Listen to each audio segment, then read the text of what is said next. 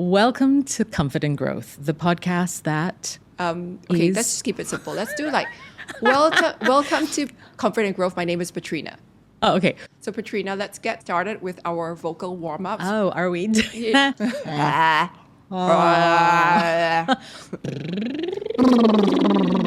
Mama, mama, mama, mama, mama. Okay. Okay, Ready to rock. we're Yeah. done. 3, 2, 1.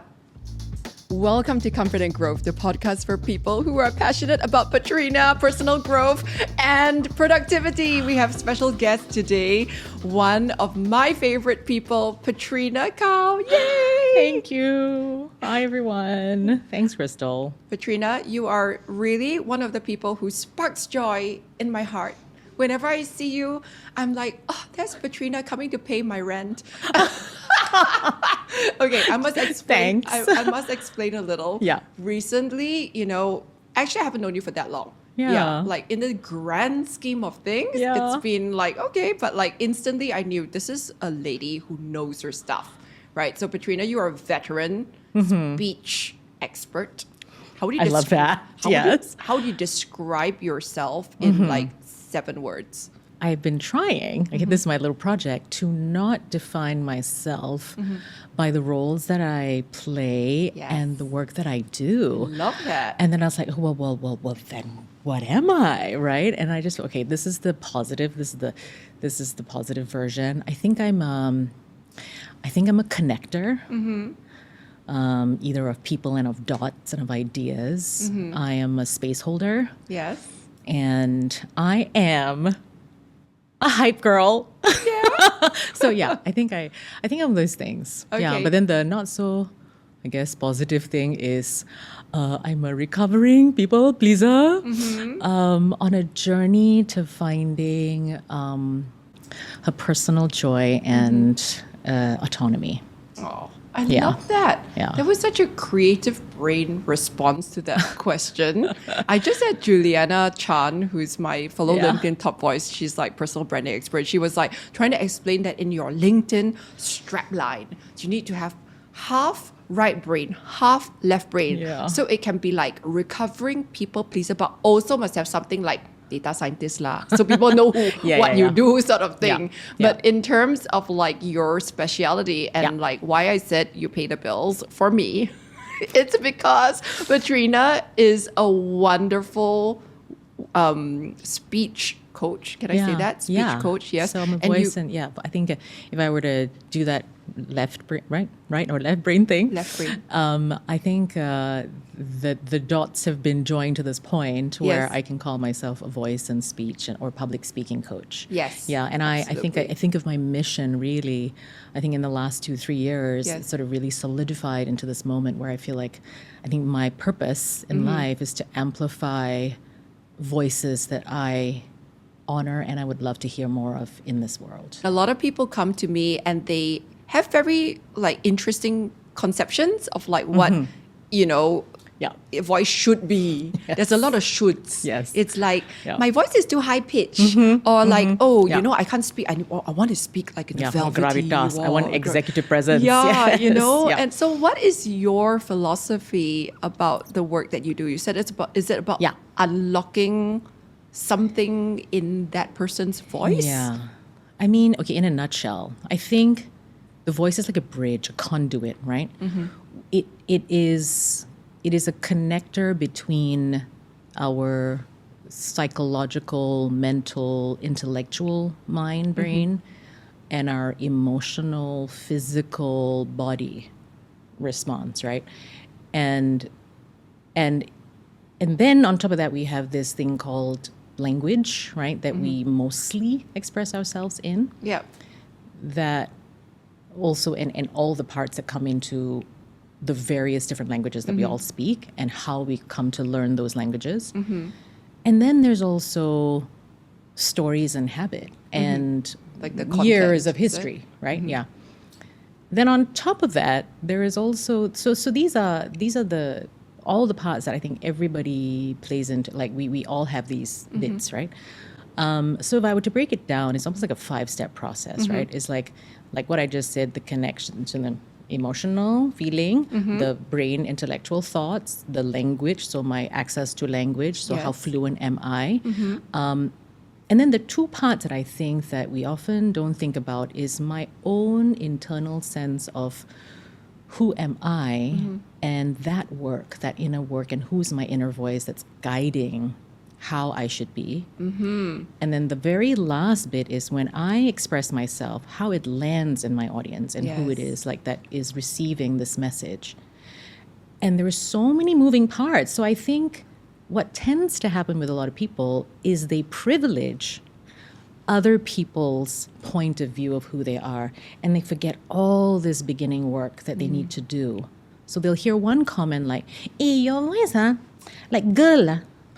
Then you'll be like, Yeah. and regardless of your gender, It can right? be very impactful. Yeah, We and it can be like regardless of Yeah. gender, then it'll be like suddenly wah. Then I take this comment, then I put it in my mind, then I keep that, then I repeat on loop, Yes. right? And then suddenly this traumatic moment in this thought is replaying in my mind, and it starts to govern everything that we begin to show up, like how we should show up Yes. in life and at work. That every time I need to open my mouth, this traumatic moment reoccurs in my mind. And then I'm like, okay, I better not. Or my boss say, I should be more like, powerful. Yes. Or I should be louder, I should be bigger, And all these associations of what that means doesn't really get clarified. And then it gets played up in your mind as something that you need to fix. So I think it's this. Your authentic truth comes through a body that is kind of in touch with itself. So if we have brought along a lot of tension and tightness in the body because of all that trauma and history of habit, okay, let's just call it that. It doesn't have to be like that. Something very bad happened to you. It could just be a habitual thing that you're very used to speaking a certain way. So some of us might have associated that with speed, right? Okay, the more words I get in, the faster I speak, the better it is, or I'm just trying to like get all the thoughts out before I forget it, right? Yeah. So then they associate that with, okay, that is power, right? But then they may also be forgetting connection and maybe reading the room, right? So I think it's never like just one thing. Yes. But It's context dependent also. yeah, and I think we tend to talk about it in these very broad terms because it is very complex to talk Yes. about. There are so many moving parts. And it's But- quite intuitive. It is. So in a way, what tends to happen is the people who articulate well, right? So the clarity or the detail in their speech matches with good storytelling, Yes. matches with a tone of voice that is variable, Yes. right? And there's vibrancy, there Yes. is connection with body language, there's movement. I feel stuff when they're talking. That to me, if you really want to call it that, it is executive presence, right? It's not in a way gendered or like pitched high or low.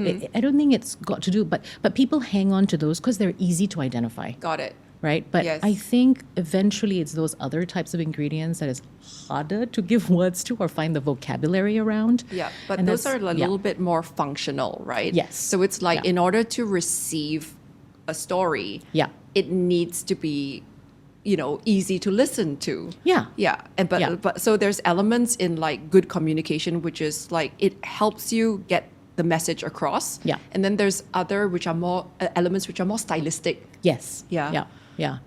And also there is this other element which no matter how hard we try as speakers, we cannot control. Yes. And that is other people's biases. So true. So it may just be that I have this kind of voice, but whoever is listening to me just for whatever reason hate this voice, okay? Or hate this accent or hate my look, whatever. Yes. And I cannot control that. Yes. So that is a small percentage. Yes. Sometimes it happens to be in the important percentage of people who are deciding whether I get a raise or not, right? And then if they just don't like my face or whatever, then too bad law for me, right? But I can try my best in all these other ways. And very likely, if you are succeeding in all the other ways, Yes. I will say it's a win already because we really cannot please everybody. And that is not our job. Our It's- job is not to please everybody. I love that. And Yeah. I have a story about when I was in NUS. Yeah. Like Greg and I taught like thousands and thousands of gosh, students, I don't know how you right? did that. You're So amazing. like we had this program called Roots and Wings. We had the workshops, and Greg and I would do like 25 workshops over like a couple of weeks. Yeah. During my workshops, quite unconsciously, Yeah. I didn't realize I was doing a lot of code switching, which you do as well. So sometimes we speak in a kind of like more kind of universal, Yeah. you know, I don't know what they call it, generic Western accent, because Yeah. like, you know, I'm married to Ang Mo, right? I also work in like, you know, overseas or whatever. If I shisha Yeah. or slang or whatever, right? People will not understand me. So Yeah. like Yeah. you know, generally 80% of the time, I speak in some sort of mongrel westernized accent, and which is me. I'm not really thinking about it. But the other 20% of the time is interspersed with all kinds of Singapore dialect lah, then Peranakan slang lah, then Malay words lah, then Indian stuff, then Chinese stuff, Hokkien lah, and all that. And it's just like, you know, it's quite interesting that like no matter what you do, you're gonna piss off somebody. If you have that range, somebody's gonna get pissed off. Yeah. And like that's why early on I learned to make peace with it and just be like, this is who I am, and the 5% I'm not for you. Yeah. And that was a major like sort of like mind shift for me. It's like, you know, you can be the juiciest, most amazing peach in the world, but there's people who are allergic to peaches. Yeah, And or they'll be don't like, like this sweet, one I yeah. don't like. It's not for me, and that's okay. Yeah. No, I totally love that. And, you know, so funny. The same thing happened to me in NUS. See lah, What's the happening in ground NUS? of, No. This was very, very early on. And I Yes. remember sort of same thing. I mean, I one-time lecture. I'm not even there for like, you know, a recurring thing. It was just one time. Yes. And one of these older generation teachers came up to me at the end of the lecture and said, interesting. Because I think it was about public speaking also, or whatever, Yes. like how to speak well or whatever. And it was back then. I wasn't even certified the way I was now. It was just me and radio, right? And radio does prepare you for a lot of this because you know, radio being a mass medium, I had all kinds of comments about my voice from all kinds I'm of people. sure. So I'm very used to getting feedback, positive and definitely negative. But then she was like, "Interesting, you use Singlish." Ooh. I was like, oh, is it? I cannot use English, like what, you know? And so that suddenly made me realize, there was a standard, right? Yeah. So many of my clients often come to me with very debilitating fear and thoughts, right? That sadly have been put into them from experiences in the past, right? And after a lot of kind of parsing through and doing a lot of deeper inner work and breathing. And so I teach via a method called the Fitzmaurice Voicework, and it's from my teacher, Catherine Fitzmaurice. And the tenets of her teachings are very simple, like sort of beautifully, profoundly simple, right? Which is freedom and focus. And the whole idea is when I destructure, when I go through these exercises, I release tension from my body that has been built up over time. So, you know, when we start to do a thing, we do it efficiently and well, and then we just keep doing it the same way, right? But sometimes it is just also a way that we've done the thing that is not necessarily helping us in the process. And because speaking is such a live, in the moment task, right, that takes into consideration how we feel, what is the changing moment, this sudden charge that I'm feeling because of this new thing that happened or something you said, right? How do I put it all in together and still do the thing rather than let this like hijack the moment and suddenly go, no, I cannot, right? Because that is that difficult loop. I think a lot of people, when they come to me for help, is because they have felt the horror of that moment. And believe you me, we've all felt it, right? On stage in some moment where we've forgotten a thing, we've, you know, suddenly frozen and gone like, I'm sorry, I must swear, like, you know, like, this is like shit, you know, what have I done, right? And that debilitating moment and fear continues to plague us. And that is the thing we have to work through. And eventually when we work through it, we have to find that freedom and that, you know, why am I here? Why am I telling my story? Who am I telling it to? Yes. How best can I express myself? And then that in itself is the practice. It never, so people think, oh, you're so good, you're so good. Ayo, you think I don't need to practice? You think I'm not in a constant state of practice? Yes. The fact that I get to do this every day is my practice in a way, but I still have to stow time away from myself to be assessed by my coach, to be worked on, because I will have blind spots. I will have things that I'm still kind of like, you know, I need to work on, right? Yes. So that is just the thing. But I get to do it a lot. So in a way, my mindful practice moments are much more, Yep. right, than the Agree. average person who does not get to do public speaking Yes. a lot. Okay, consider that the average podcast listener probably is in a professional context. Yeah. And they need to speak in meetings. Mm-hmm. I get this question a lot. My boss calls me, and then all of a sudden, my mind goes blank and I freeze up. How would you answer this question? Oh, I always ask questions back. Uh-huh. The thing is, we feel like there is an expectation of us, right? It's like if you go in anywhere and you feel like there's an expectation, immediately you you want to try your best to perform to that expectation. But I think if we free ourselves, and this is a practice, it's not going to like suddenly happen for you immediately. But I think if you allow yourself to sort of say, hang on a minute, can you just repeat what you just asked me? Or clarify, is it you want this of me or you want that of me? Okay, I don't know the answers yet, but let me go find out. So you want this, this, and this, is that right? Yes, okay. I'm so sorry, I haven't got it yet, but let me get back to you, right? Because we don't feel like that is ever an option. We must straight away have answers. I'm like, why must you straight away have answers? You know what I mean? It's like, why? I don't know. Who made us feel like we must know everything all the time, It's right? that trauma of being called on in class by your teacher going, Petrina, are you sleeping? What was the answer? Or whatever. Yeah. Then we're like, oh, must give the answer 47. You know? No, and it's so weirdly insidious and benign. Okay, I can quote many examples from my life, right? So, dear Mr. Leong from RJC, and I used to be notoriously bad at math. Everyone knew that. So I used to sit right in front of lecture theatre, right? And I am A student number one in that I will try my best to pay attention. I'm not those like naughty people in the back. Like me. Play. The paikia. I am quite quiet. I will sit there and will take notes, right? But slow the brain, so not so fast to compute, right? But he's very sweet. He doesn't do this out of malice at all. But he'll be like, he'll say, explain, blah, blah, blah. Then he'll stop and he'll look through his eye, goes, Petrina Kow, you and your 2 brain cells can?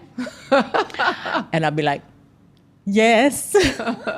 Oh, no. And he doesn't mean anything mean by it, Yes, right? it's cultural, But is isn't that it? kind of like, and these little fun sayings that our teachers say, Yes. right, is not there to necessarily traumatize. I have zero hate for this guy. I love him to bits, right? Yes. Every time I see him in reunions, I will give him a Yes. big hug. And if I do see him, right, because they made us stronger. They Yes. made us better at who, what we need to be. For sure. So I never think of them and go like, oh, As shaming or yeah, something. as Or, shaming. like it's not intended to be that way. Not at all. But Yeah. intention is not impact. Exactly. Some- But then the storytelling, right, after that. Yes. Because if I went back and went, you see, you are so terrible in math. You see, that's why you cannot even do simple math. Mm. Nah, nah, nah.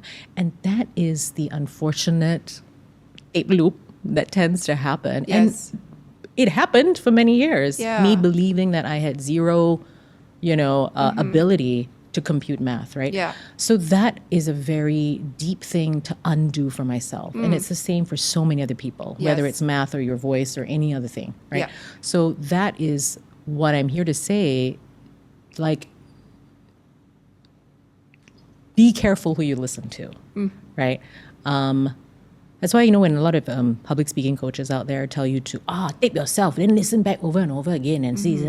I'm like, don't do it straight away.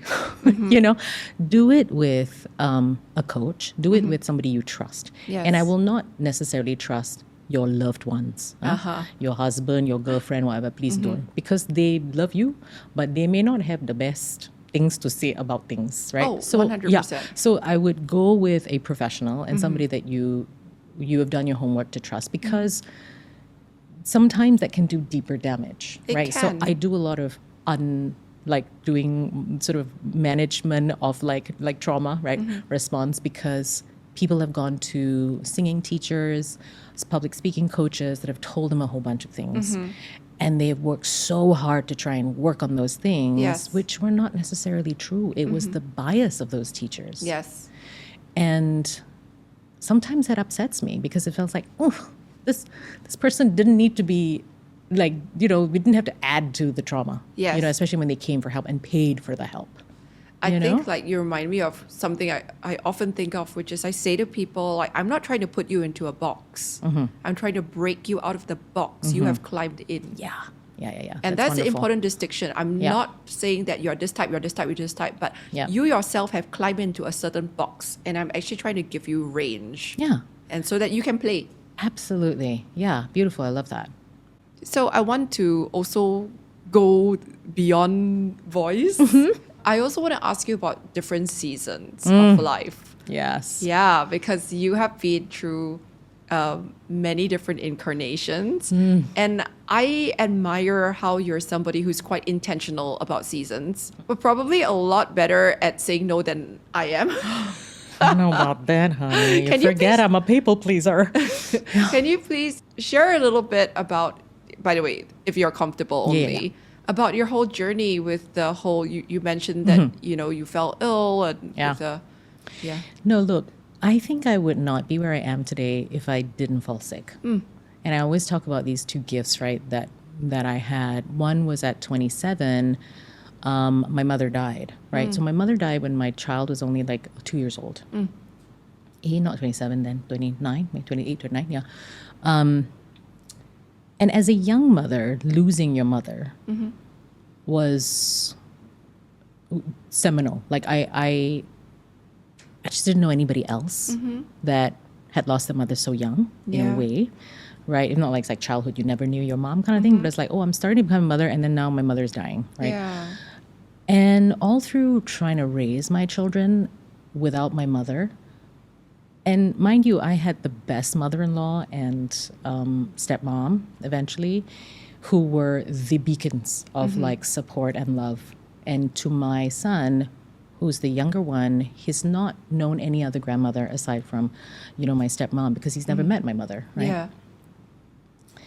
But that really gave me a sense of it's like, okay, well then I gotta ship up and like, I gotta sort of like get my shit together and like, do this mother thing well, right?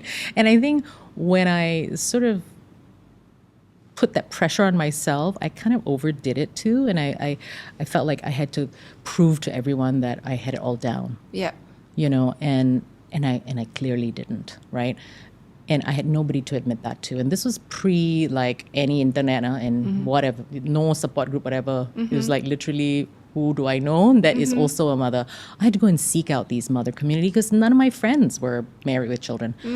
So that was hard. And I think eventually when I got to this point about 3 years ago, when I was diagnosed with nasopharyngeal cancer, stage 2, it was another kind of like, slap in the face. And it kind of came at a point where I could really feel it was all coming together, my stress, right? It was like, and I was not taking care of myself. And Yeah. I didn't even notice. Do you know what I mean? It was like, I didn't even realize my body was crumbling. It was that kind of like, go, go, go, and just like moving on adrenaline. But it kind of happened in a place where, because I work with my voice all the time. And Yeah. because it's in this passageway, I was like, okay, something is different, but don't worry, I know how to manage, right? And da-da-da. And I remember recording an audiobook and just being very tired, like halfway. And I'm like, this is nothing for me. Why am I getting tired? Then my husband was complaining of me snoring. And then eventually it was like, bim, bam, boom, 2 months of treatment. And then it just took me about 1.5 years to sort of emerge out of that physically, to feel like a whole human again. And I think through all of that, I was one of those people who did not do all the, I got to get myself a therapist and get myself a nutritionist, none of that. I just sort of like dealt with it day to day. And I didn't give myself any deliverables, like I gotta get this shit, whatever. I just kind of went with every day. I just went with, how am I today? Can I eat today? Can I get out of the house? Can I walk? Good. Tick, tick, tick. Nice. Right? Next day. And so it was just this very slow, very deliberate, I'm so glad to be here. I am still, I'm still healthy. I'm still all right. And so it was really that. And I mean, intentionality was very much driving it, I think, in that I realized what's really important. Yes. And that it took something like an illness like that to debilitate me to where I cannot even swallow a glass of water, to just kind of go, what is essential in life? Is your health, is you and how you take care of your being. And that's when I was like, okay lah, then what else do you need, you know? So go back to that. Go back to those moments when you are overwhelmed with all kinds of stuff and just go back to that. I can't even imagine what it must have been like for you. But like how, when you heard the news of what was going on, how did you tell your family? And yeah, I was thankfully, my older child was with me at the point when my doctor, who's also my school classmate, gave me the diagnosis. And interestingly, I always remember this moment. I heaved a sigh of relief. I was sort of oh, okay. And then my thoughts started racing, right? And the relief was two things. One, knowing what it was. It's like, okay, finally, there is a thing. I know what it is, that it is fixable, right? Like the doctor says, I just need to do this, and we can get it done. There were a lot of immediate sort of like, you see, mom had cancer, now you also have cancer. You know, there's like confirmation bias things like, you see, it runs in the family lah. You know, those kinds of like very fleeting, quick little thoughts of like, it's because you did that and that, wasn't it? Oh, it's because you're Cantonese. It's because you are, you know, like weird things that people will like say, oh, it's because you did this and that, right? But the relief thing was mainly because in this very stressful period of my life, I was finally able to sort of say, well then, I guess it's time to just, you know, put it all down and look after me. Bye. See y'all later. Right? And it was almost like this, okay, you all sort yourselves out. Bye. I'm going to go sit my hole now and recover, right? It was this kind of relief kind of feeling like I now finally have legitimate excuse to go away and look after myself. Thank you very much, right? And it was a very weird, I'm still trying to process that thought. But at the same time, as I was processing that, I was also so aware of the immense support that I had around me, right? That I wasn't doing this alone. I didn't have to like, you know, figure out how to pay for things or what kind of treatment do I trust these doctors? What alternatives do I have? It was almost like this 100% trust in this team that was assembled for me. All I had to do was show up to work and do my best. That's all I had to do. I just have to every morning, 8:30, go for radiation, come back, drink water, rest. You know, that was my job for 2 months. I just had to get through it, and I'm good. That's all I did. And so that's kind of the mindset I set for myself. Is like, get through this job. We see what happens, what bonus you get at the end of this job, right? So I even approached it like this is my project now. Yes. So I happily took out my phone and announced to everyone, and then bye. Please take me off the board, please. Blah, blah. I cannot teach next semester. Whatever. Cancel all. Okay, lie down and do the thing, right? And so that was interesting. And my son was my younger one was much younger. He was like 13 at the time. So I was a little bit more afraid of him receiving the news. Yeah. And he wasn't there, so he had to kind of receive it secondhand. So I think he was okay, but I think being, you know, you don't really know how to process these things. So we kept a close eye on him and tried to have lots of conversations and involve him as much as we could. But yeah, I think, you know, my older one was a huge pillar, like really was there for me, like kept days, you know, in the hospital with me, knew how to comfort me, like really just held my hand throughout it all. Yeah, my whole family, my friends too, just showed up. Just simple things. I go with you lah, then we sit with you, radiation, whatever. You know, just simple little, you know, gestures. But I want to ask about that. What made a difference when you were ill? Like, how did friends show up for you that made a difference? Because a lot of times I get asked, I have a friend who's got cancer or something really bad's happened. I want to support, but I don't want to disturb. What can people do? Oh gosh, everything. And I think, you know, I already told them, I said, look, I will accept hope and prayers in all languages and religions. Yes. So you do you. But if I don't reply, it doesn't mean I don't love you or anything, right? Because Yes. remember, people pleaser, right? Yes. So I wanted to create that room for myself. Yep. And I would read the messages that would come from far and wide, like old listeners, supporters, people who knew me, people who didn't know me, who just wanted to say something. And I read them all with great gratitude. I may not have replied them ever, even up to this day, but just know that I appreciated it. So I think for whoever's going through that journey, and if you are a friend that way, and then years later I would meet friends go, hey, I'm so sorry that happened to you. I really want to reach out, but I didn't know what to do, blah, blah, blah. And I will always say it's okay, because nobody would begrudge those friends for not coming through. But whatever you think you can do, which would be a lovely gesture, do that. Like send flowers, send a basket of fruits, whatever, right? Anything. And I received a ton of those people who would boil soup and give me fruits and, send me a message and flowers, whatever. And all of it was appreciated. Absolutely. So I think even if it's just a little text, just to say that I'm thinking about you and anything you need is so comforting and so reassuring. Yes. That's it's all like, you need. It's acknowledgement, right? Oh, totally. It's like validation that something is happening and we see something is happening. Yeah.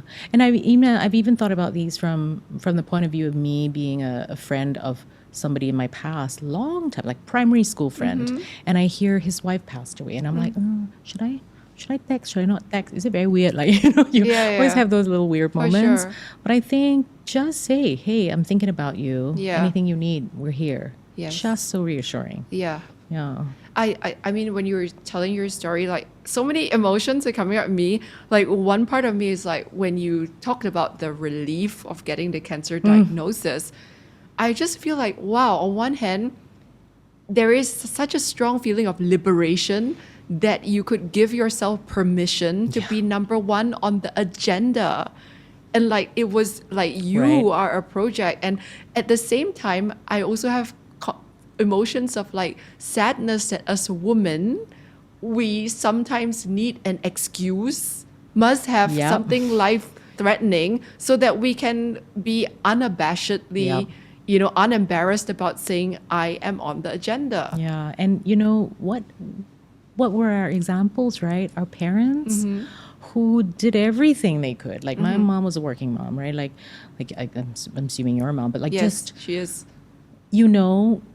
Sacrificed everything for us, right? And always in the name of us. Yes. But I think one of the big gifts that my mother gave me too was how she lived her life. And I think that inspired me throughout losing her early.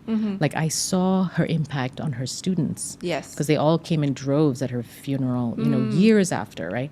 And the impact of how she was with them stayed with them. And at the time I was still on radio. I had zero inkling I would be a teacher. And that was the furthest thing from my mind because I'm like, no way, Jose, I'm going to be a teacher like my mother. Oh my no God. way, right? You and I are exactly the same. We both ended up being teachers like our moms with no intention. No intention. It's like, no way, Jose, hello. And then, what am I doing now? But then she also took moments for herself. She indulged in her art. She traveled with her friends. Yes. Like she was a real sort of like go and do the thing that made me happy. Yes. And I think that really inspired me too, to just always seek out the curiosities that, that are present before you. And she was very supportive of my leaning towards the arts, even. And she kind of like pulled me along to say, okay, you do this thing called mass comm, which back in the day was like, what is this course? I don't even know what this is. And it turned out to be some kind of a broadcasting thing, which eventually I went into, right? But she knew I was leaning that way, but I didn't know, I was a bit directionless or didn't know what to do. She was very much that instigator and leader for me.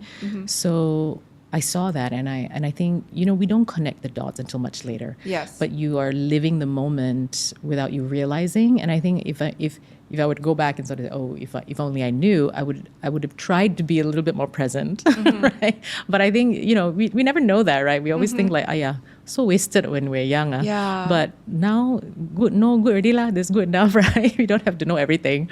So I'm very glad that I learned those lessons when I did. And I still am young, and I still want to You are, yeah. live the life that I dream of or want to have. But in so many ways too, I am so happy, like just so contented with this season of life, right? Where I feel like my purpose now is to serve the community, to lift up everybody's voices, you know, and everyone's voice is deserving to be heard, right? And that's really my deep belief and calling, I would say. Yeah. I feel like being able to have life's work that that you feel is your calling is such a luxury as well as a necessity. What are some radical acts of self-care that you have done since the diagnosis sort of made you wake up?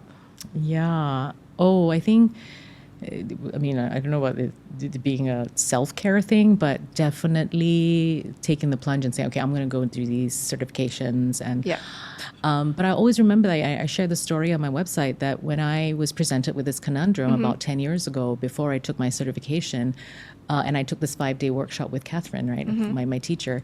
And I asked her, I said, well, do you think I should do this or should I do my master's? And she said, you know, this is what we teach. This is what the masters will give you. But I find it far more interesting in life to follow your heart and your curiosities. Yeah. And I was like gobsmacked because no one has ever told me that. I was like, what do you mean? What do you mean follow my heart? What do you mean follow my curiosities? Who does that? You know? And I was like, oh, what are my curiosities? Yes. You know? And that's when I began to really dig into it. And I go, oh, I think voice is my curiosity. I think I'll go there. And so then I've just been heeding that advice ever since and just, where does that take me? Oh, that looks fun. I'll do that. Oh, that looks fun. I'll do that. And then not having like a 7-year plan or whatever. Yeah. It's just, I'll do that. And then maybe that will lead to that. And then maybe I can do that. And here I am on the Comfort and Growth podcast with you. And so, yeah, it's just been amazing. But I think for so many of my clients that if they could only like live life like this, giving themselves permission to do what they love and to actually put love, put enjoyment, put all of that curiosity, put all of that as your marking rubric on the agenda, it will make a huge difference. Yeah, Similar to you, absolutely. but very different. I mean, I didn't go through such a severe crisis, but I got divorced quite, you know, when I was quite youngish. Actually, wait. Let me restart again. I went through a crisis when I was like 29, right? And I've spoken about it before where, you know, I realized my ex-husband was cheating. And then I was like, you know, I had these 2 little ones and my life was just falling apart. Yep. But, you know, I always say that I appreciate a good crisis because a crisis almost like gives you an excuse, an impetus, like a catalyst to say like, fuck it. It's like, I always say like, you know, it gives you this kind of like, so fuck it lah. Yeah. Okay. Yep. So Yep. like, then I'll just do whatever, right? Yeah. Because like, you know, before this crisis, I'm an investment banker. I'm doing everything societally acceptable. Yep. Everything is acceptable. Everyone is pleased and all of that. But I don't really have an excuse to suddenly go crazy. Yep. And then, you know, when this whole thing happened, then, you know, I so-called went crazy lah. I went into personal growth, went to do the Hoffman, went to quit my job lah, then move overseas, buy a vineyard and all that. But you see, everybody were like, makes sense because this one got crisis. That's why. She had a crisis and therefore she's reinventing herself. And, you know, like a good Singaporean and needed to some kind of like, almost to give myself permission. Of course what? Makes sense. I'm having a crisis. Therefore, you know, therefore there's an excuse to do it, which is kind of sad and also funny and also liberating and also just the truth of it. And that was when I just realized that, you know, if not for that crisis, which I'm so thankful for, seriously, I wouldn't be the person I am today. I would still be the investment banker or whatever it is, you know, in my very limited life, doing this little like mouse rat race. Rat race. No, and it's so funny you say that because I think in the moment of crisis, it's very hard to recognize that there is a way out of it. Yes. because you think, oh Lord, everything I knew about my world has now been smashed to smithereens. Yes. There is no foundation. Yes. Somebody's pulled the rug. Yes. I don't know what to stand on now. Yes. There is no truth, right? Uh-huh. And then you feel very unstable. And so I think to trust that there are some very small things you can do every day that are real. And I think maybe back in the day, I don't know, maybe it was easier to kind of get through things because there wasn't all this distraction of what's happening online or whatever. I think when people, but anyways, whatever it is, at the end of the day, I find that we all numb ourselves Yep. in all the ways that are possible that we know, right? So when we begin to recognize that that's happening to us, I think either seeking help or going through the process, it's not saying that it's a bad thing. We all have to go through it. But then realizing that there is an end and that is a processing is really helpful. That, okay, this is maybe the phase that I'm at right now. I am not trying to rush to the next phase, but I know there will be phase 2. So then what's next, you know? And so Yeah. I think that really helped me get through all of it. And that there is such beauty, you know, at the end of this. It really is. And whatever you're suffering from right now, just know that there are people that can help you. There are ways, and you owe it to yourself to invest back in this journey, right? Never lose hope. I think that's the thing. Yeah. It's so beautiful. Yeah. I appreciate you so much, Patrina. I appreciate you. Yeah. It's a lot. It's a lot. It's a lot. You've gone through a lot. I have You've gone through a lot. You know, one thing is that I try not to get too binary about it, even within the mess, even within the Yes. darkness. Yes. It's also that non-attachment. It's like whatever this hand of cards that has been dealt, you know, there is some way we can play this Yeah. that will be interesting Yeah. and where we will learn about this. Yeah. And I think the most important thing, I think the 2 words that I keep reminding myself of is flexibility and freedom, right? So Yes. people want to put you in a box. People want you to be this or that. Yep. Male, female, whatever, strong, whatever. I said, we can be all of the above. And we can choose when to show up as what. Yes.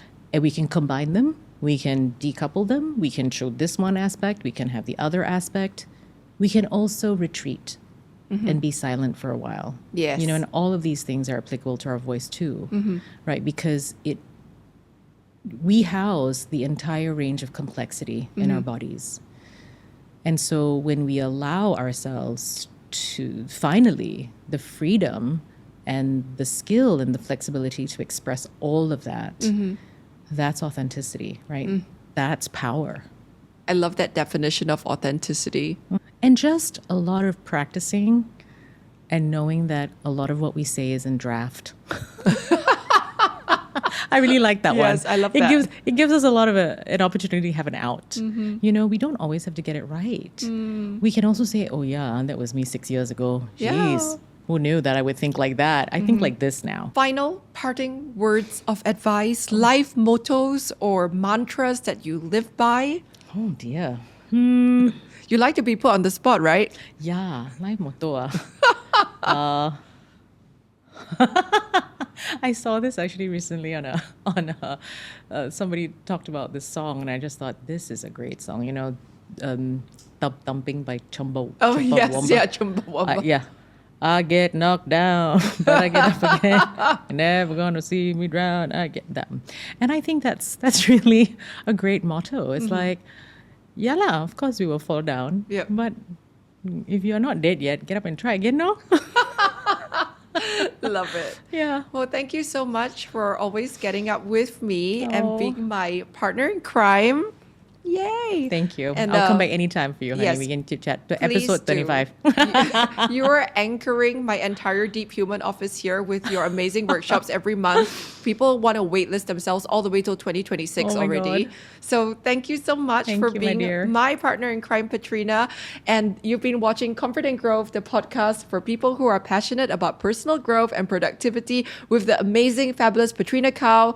We will drop links to where you can find her, everything about Patrina, the whole CIA file in the show notes below.